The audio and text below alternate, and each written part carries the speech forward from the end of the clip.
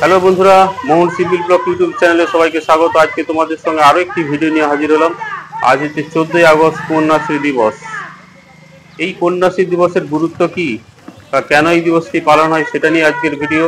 বিদ্যালয়ের ছেলেমেয়ের একটা র্যালি বের করেছে, সেখান থেকে আমরা জানতে পারবো এই কন্যাশ্রী দিবসের গুরুত্ব কি। তাহলে চলো ভিডিওটা শুরু করি। আর ভিডিওটা যদি ভালো লাগে লাইক, শেয়ার, কমেন্ট আর সাবস্ক্রাইব করো।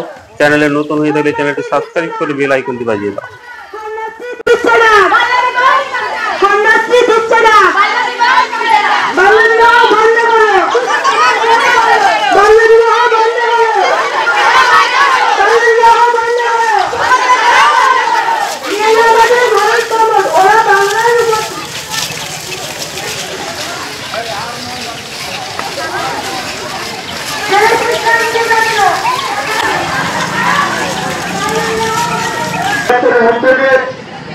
আমাদের আজ কন্যাশ্রী দিবস বিদ্যালয়ের সমস্ত ছাত্রছাত্রী তথা অভিভাবক বৃন্দ বা এলাকাবাসী হিসেবে আমাদের দৃঢ় অঙ্গীকার করতে হবে যাতে আমরা এই ধরনের পদক্ষেপ না করি।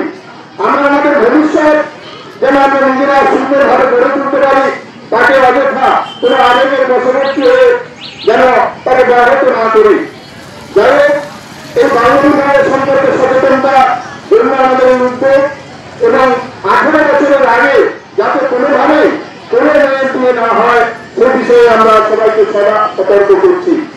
এই কন্যাশ্রী দিবসে সমাজে নারীর ভূমিকা বা কন্যার ভূমিকা কতটা সেটা আমি পাঠ করে শোনাচ্ছি।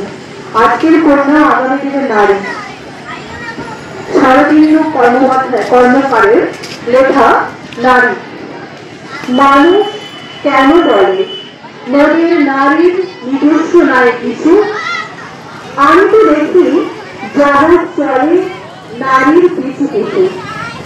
বাপের ঘরের লক্ষ্মী আমি, স্বামীর ঘরের অন্নপূর্ণা, ছেলের ঘরের জননী আমি, আমি ছাড়া সংসার অসম্পূর্ণা। আমার থেকে আপন করতে আর কি কেউ পারে?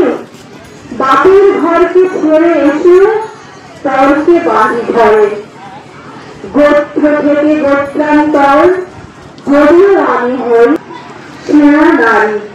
নারী জগৎ ধাত্রী, নারী হল এ জগতের সবার জন্মদাত্রী। পুরুষতান্ত্রিক সমাজ তাই পুরুষকে বড় করে। জেনে রেখো সেই পুরুষকে নারী গর্ভে ধারণ করে।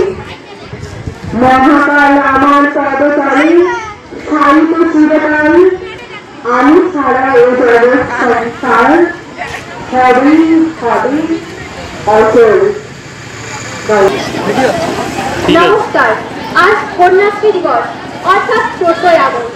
মাননীয় মুখ্যমন্ত্রী 2013 সালে 14ই আগস্ট এই দিনটি প্রথম উদযাপন করেছিলেন কন্যাশ্রী দিবস হিসেবে এবং 2017 সালে রাষ্ট্রসংঘ এই প্রকল্পটি স্বীকৃতি দিয়েছিলেন। তারপর থেকেই প্রতি বছর এই দিনটিকে আমরা কন্যাশ্রী দিবস হিসেবে পালন করি। আমরা সকলে শুনে থাকি কন্যাশ্রী, কিন্তু কন্যাশ্রী কি? কন্যাশ্রী হলো একটি আর্থিক সহায়তা দানকারী প্রকল্প। এই প্রকল্পটির উদ্দেশ্য হচ্ছে বাল্য বিবাহ রোধ করা। প্রত্যেকটি মেয়ে ক্লাস 8-এ ওঠে, তারপর সে K1 মানে বছরে 1000 টাকা করে পায় এবং মেয়েটি যখন 18 বছর বয়স হয় বা 12 পাস করে তখন তাকে 25,000 টাকা করে দেওয়া হয়। এই প্রকল্পটির উদ্দেশ্য হচ্ছে মেয়েটিকে এইচএস পাস করানো এবং শিক্ষিত করে তোলা। আমরা এখনো দেখি সমাজে অনেক জায়গায় মেয়েরা পিছিয়ে রয়েছে এবং মেয়েরা নিজেদের শিক্ষাকে কমপ্লিট করতে পারে না। এর কারণ হলো বাল্য বিবাহ। মেয়েদের নাবালিকা অবস্থায় দিয়ে দেওয়া হয় এবং এর জন্য মেয়েরা নিজেদের পড়াশোনাকে সম্পূর্ণ করতে পারে না। সমাজকে এগিয়ে নিয়ে যাওয়ার মূলে রয়েছে এই মেয়েরা। তাই সেই মেয়েরা যদি পিছিয়ে থাকে তাহলে সমাজ এগোবে কিভাবে? আমাদের প্রধান শিক্ষক, আমাদের প্রথম শিক্ষক তিনি একজন মা, তিনি একজন নারী। সেই নারী যদি শিক্ষিত হয়ে উঠতে না পারে তাহলে সমাজ শিক্ষিত হয়ে উঠবে কিভাবে? তাই প্রত্যেকটি নারীর মনে, প্রত্যেকটি মেয়ের মনে শিক্ষার চেতনাকে জাগ্রত করতে হবে এবং সব মেয়েদের বোঝাতে হবে যে কোনো কারণের জন্যই 18 বছর বয়সের আগে বিয়ে করা যাবে না। কারণ 18 বছর বয়সের আগে যখন মেয়েটি বিয়ে করছে তখন মেয়ে এবং মেয়েটি যখন বিয়ে করে সেই মেয়েটি যখন পরবর্তী মেয়েটি এবং তার বাচ্চাটি দুজনেরই জীবন ঝুঁকিপূর্ণ হবে, কারণ সে মেয়েটি সম্পূর্ণ মা হওয়ার যোগ্য নয়। একটি মেয়ে সম্পূর্ণ শারীরিক দিক থেকে গঠন হয় 18 বছর বা তারও বেশি। তাই মেয়েটি যখন নিজেই মা হওয়ার যোগ্য নয়, সে কিভাবে মা হবে? তাই একটাই কথা বলবো সর্বশেষে, যে প্রত্যেকটি মেয়েকে যখন মেয়েটার স্কুলে যাওয়ার বয়স, মেয়েটির খেলাধুলো করার বয়স, তাদেরকে বিয়ে না দিয়ে তাদের স্কুলে পাঠান এবং শিক্ষিত করে দেবেন। নমস্কার। তাহলে বন্ধুরা, বিদ্যালয়ের শিক্ষক শিক্ষিকা এবং ছাত্রীর কাছ থেকে শুনলাম কন্যাশ্রী সম্পর্কে। এই প্রসঙ্গে একটা কথাই বলবো, আজ 18 বছরের নিচে মেয়েদের কখনোই বিয়ে দেওয়া ঠিক নয়।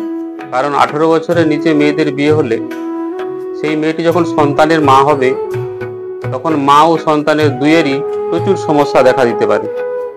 তাই আমাদের মধ্যে সচেতনতা গড়ে তুলতে হবে, যাতে বাল্য বিবাহ না হয়।